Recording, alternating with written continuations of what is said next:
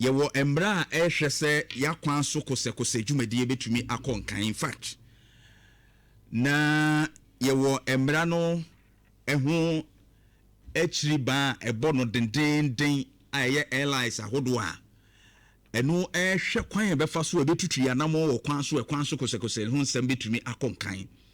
In fact, if 2180 no yaba 2519 na enkwanhia enso akosoro se wo hwe enkwanhia hodo a abeba ya kwan so a dodo no a je se wutumi se mu apagya a National Road Safety Authority omuka ho asem na ye ka ho asem se ye ma ya kwan so enye kose na Adhere maako a eno so epagya ekosoro nkakra ese yete ye ni hwe na etwase ye hu bibi ewo mamu womo eye responsible so omutu hu anamo no eye ahyɛn ahodo a womo privileges se omutumi ebu emra se emra no te sei but omo de omo mra no ma omo ho kwan kakra omo wakwanya wo mra ni mu se baabi a yase bi a ɛhyɛn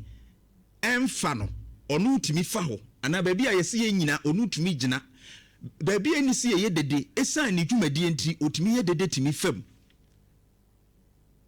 na eye ahyɛn ahodo a ebinum ye abambo adwuma ahyɛn ebi nso ye omo a eye atoyi nchemu aboafo ahyɛn ebi ya pomudin mu de enti sɛ wo hwɛ ye mra ni mu a ɛkyerɛ sɛ ye wo eye ahyɛn ahodo. In fact, LI 2519 no nanu ya yeje atum eye ekwan so kose mra no a yaje ede atum si ye road traffic regulations 2026 no uber regulation 99 sub regulation 1 ekre ekwan a ese saa ahyɛn no omyehu ahyɛn ahodo a wo mo saa akwadwa no ene ekwan a ese wo mo fa so a wo no mo nante na 99 no sub regulation 1 no ema yehu se says ye yusu ehyen a aban wum ehyen no dede wum yetimi bo pin po yetimi bo pin ni nyina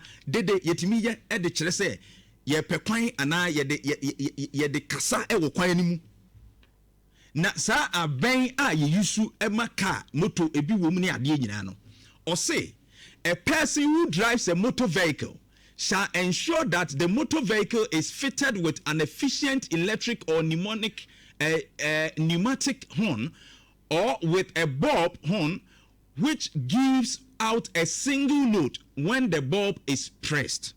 Into car no ben ordinary person no o car ben no ba ese ye pin na say ye hu se bi wo kwan mu mba ubo sa ben ne eto nwom ode ne nsa boma na pe o mo se bo single note pin into baba pepe embra no akire. And was a person shall not fit on a motor vehicle a warning appliance other than the type approved by the licensing authority. Into a much warning a year. What the baby bohuni na beye de ya approve into ye kasi approved ones wa. Ese warning signals na the baby boka no. A ye emma a shine wa we use no. Ye what the abambo for the bohun. And ye ordinary citizen. And then watch re. Na or say.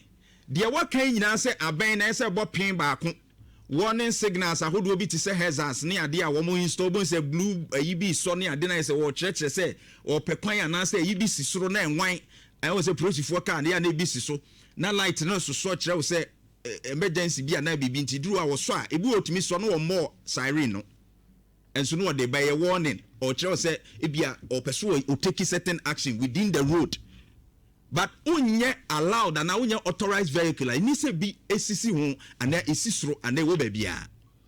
Now, but sub regulation 3 no. Or say despite sub regulation 1, our watches will be a ben mopping back say no. Or say despite our regulations no, a siren or bell may be fitted as a warning appliance and used on the following classes of motor vehicles. A government vehicle used for official purposes by head of state. Nti mampani cars ya odidi a trentwe nyina no ye betumi de saa siren people ibi abon. Afei police car you betumi de abɔ ho. Fire service there nti we see no fire service. D no ambulance by a hospital or clinic. Nti obi wo no who say ambulance eba. Na enya national ambulance ni bia ompɛ so obeti asi nkyɛn. Mr. They are authorized to do that. Once a ambulance na there, you have to give them way. You know say a motor vehicle used by other recognized government security agencies, into immigration, other ones, prisons, a bullion vehicle registered by licensing authority into Oma Ecofes Kakas no bank car near the Adena be or mobile ne binimo you many sanse enye prosika enye we can to be enfino. You will be singing scanning number high adno komusa no scasu sikawu. Mesro yamo mo kwan so mutimi ebo fm. Aha. And was say a person who contravenes this regulation say wonya sa cars we bi. Na wo bibi kobo ho a is liable on a summary conviction to a fine of not more than 25 penalty units or to a term of imprisonment of not more than 30 days or to both. Nti wo bekwa kodamu. Anase e be charge o. Se uko fabi bom ho ana wo yes a hazard na wo ni tumi se wo ye no a wo bekwa kodam. Na eno no achi no yehu se speed nso a yekọ ewo kwan ni mu so saa cars ya mebobọ so nyina no omo wo exemptions enti wo ba bi wo ho a omo tumi di speed fm no omo kọ wa bra bi a yekọ 50 kilometers per hour. In fact wo hwe provisions no regulations no 211 212 ni 213 na e kire de ese okọ speed limit udu urban area enisa okọ beyond 50 kilometers per hour. Any other you are checking ni nyina okobra etia. But sa vehicles ya mabobo di police there fire there ambulance ni we nyina there omu du ho a omu timi kobro because of ebia emergency and say omu duty a omu koyenti ye exempt omu ye omu free speed limit ni mu. Na regulation 214 no ene massa provision see ye omu free speed limit ni mu. Na eno ena eho ena ye problem wo sesei as oman a ese ye hwe. Na ye hu se ohwe regulation mu a wasanso aka bibi foforo ena no mepese ohwe ade bi na mama Jeff de aba na afi ye di hu nkomo ena no ayi di KUSD enkwanhia esi wo a police car any trotro ede no mepese oba Facebook na behwa de this particular one very serious ese police ni nkra onyan recover isa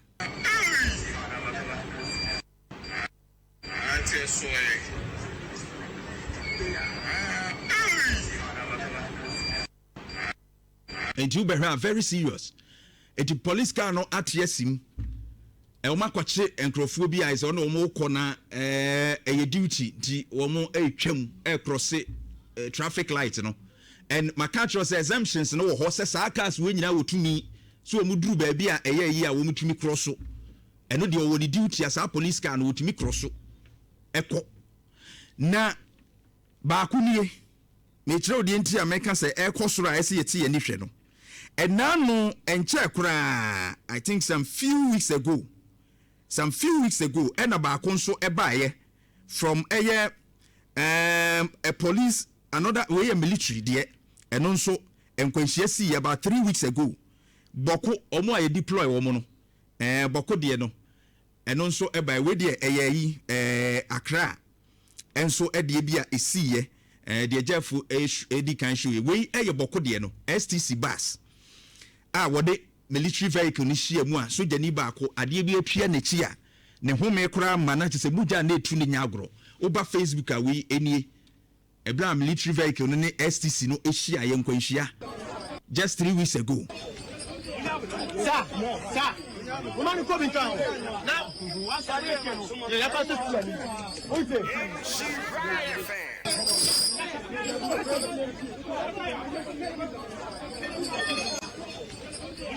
Sir, woman ko bin kan na wasare ke no ya pa se fulani oje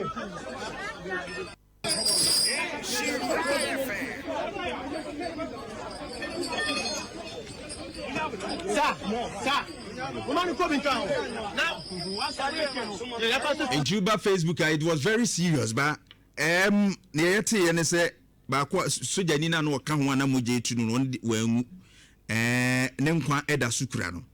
And the last one just last week ya won kran pumprimantem and also Ghana Armed Forces car and also ekoya ekopim car bi mu Jeff say ode and also ebeto so amaya ba ko no a 4x4 bi no phenomenon the other one no bring that one na and also esi na uhwe we nyina this is just the yensa so a ye de eba Jeff bring the other one the show yansa na we ba no bring no so na no so eto so ewukrum na utie we nyina na wo hwe enkwanhia na esi involving emergency vehicle ye ambulance de ebi wa me yi kire wa have about 10 time on permit me ambulance de me fire service de a wo kodum ja eno so whether yeah omo bo aben aka bi etwa wo manamu eno so omo to fa ba bi a na enyasem ketwa ebi prai a lot of them ekoso but Adhere na yehwe in fact my culture say you exempt these vehicles from the speed limit say omutumi eco speed no ebro so omutumi ko manebro so de it will also provisions regulations 214 no or see the provisions of regulations 211 212 213 which impose a speed limit on a motor vehicle does not apply to a motor vehicle when the motor vehicle is being used in performance of official functions by fire service, ambulance, police, armed forces, prison service and other recognized agencies. If adherence to those provisions may hinder the purpose for which the motor vehicle is being used, watch other Tuba regulations 215 no so. Watch say a person who drives an authorized emergency vehicle when responding to an emergency call or when in pursuit of an actual or suspected violator of the law or when responding to but not on returning from an emergency call may exercise the privileges set forth in this regulation. Sub-regulation 2 was the person driving an authorized emergency vehicle under the circumstance described in sub-regulation 1. The immediate kind say obi betumi atwe dia police vehicle no we ni nyina no. The immediate kind was say as mentioned in sub-regulation 1 may park or stand at a restricted area. Ti baby ayaka se mo obi anyina ho no. The otwi fire car, police car ne ho anwa no obetumi agina ho. Baby ayese mo ntwamu no obetumi atwam. Restricted ayibia no obetumi break it because if you almost respond to official duty ni ade. But B no can asem bi e ho na me di wie. Sub-regulation 215 no e can asem bi. Maka se abambofo no anyone more responding to emergency ni ade ni nyina mo so mo nkwa hia yen. If I show you the other ambulance no say Jeff me de mawa obetumi na ambulance akohwe ho na maame no odam osayare no ni ti asa pai obi a ono no yare na yede ne ko akwaje na yare no yare fe no wasa kopira because emergency vehicle ni speed a year no woko no aka bi cross ye no wantimi anya ho hwe ena wono mo hwe na speed limit na wono so mutumi ko beyond ba wo say B no regulation 215 sub regulation 2B or say proceed past a red light. Now it's a traffic light as all red crowd ultimate proceed ultimate or stop signal or stop sign, but only after slowing down as may be necessary for safe operation. Edi o kodie aso red die akwanya wum me say asojafo ni prosifo ni emergency fire service ni mo amaka ni nyina mo huhia ye mo nkwa no huhia because mo na mo boy ye ho ban ambulance fo no mo na mo ye refer ya mo de ye ko fire service je hia mo bade. But when you look at this or say authorized emergency vehicles the esa mo ye no so no wa kire say mo akwanya woni nyina mu de but after udu red light no stop signal bia ni Adhere or say after slowing down you may proceed as may be necessary for safe operation. It is the safety aspect no. It is a mudru on red light na wo mu say red so a wutimi kode. But when him say yen civilian drivers ni bi wo ho a drivers ni wo promu ano. E bi wo ho a especially a trot drivers ni wo mo so afi na wato car fufuro ya e bi wo kura won hye dan hunu so yie no ode nenam kwan mu. Oduru ya e bi kura na so no kura won tietie kwan mu no wate asi no wo kɔ ne ba bi. Or the back cross one myself, And in spite of some who are Quenya as security vehicles, as emergency response vehicles, they are go beyond the speed limit. No, most safety operations no here. When you get to the stop signs and all those things, or say only proceed after slowing down. Say ensure safety operation. Very, very necessary. The Ghana Armed Forces, the Ministry of Defense, the Interior Ministry, all the other agencies and who have that privileges, you know. Say, ensure say your drivers no near no. We ensure safe operations because as a kosro kakra bi ba ko na si we military there. Now my life no here because mo na mo boy ho ban. The new regulations is written there. Say ebi wa tumi so the speed differentiate no wa red na so ba obi so wa bia ogina traffic light mu no MTTD fo na so mo gina kwan mu na mo hwɛ sɛ emergency vehicle bi banti car no wa no ne dia so green no ye be gina no sɛ ma ne mba no wo be hakra na police ni bia nyina kwan mu ho enti sɛ wo de sa speed no e betwa mu sɛ bia wo de wo privilege ni nti wo ba de ono dia so green no sɛ MTTD ni bi ni ho no wo be gina no wa wan hwe ya na nani amma ne ho so wa ante wo siren no kra no wo de aba fam. For safety operations, you know, this thing must be taken note of because a cost road. And that is my concern this morning. Say the Defense Ministry, the Interior Ministry, and all the other agencies are more privileges. Our council say we use siren. Now we go beyond speed limits, no. Musumun kwahu here. Oma ebetumi akrash o munusun kwahu here. Na yenye safety operations. So be yeba boy be enkwano. Yebetumi ekrem monso amu yusu sare na muni hu kwan no ise de mrana ba ubedam fine so yebe fine. That's my message this morning. Eti prosi for soldier for ni security agencies no yusu sare there but sub regulation eye 2B of regulation 215 they say after only slowing down now ebe ensure safety operations under a stop signal and a red light, especially under the traffic lights no yenhwe de ye. Nhyira 104.5. Asemi edika wana beka. Mia na meka. Mia so na meka wa. Nana Kwabena Prechun, good morning. Akokoa, good morning. Odie. Boko. Yeda okoko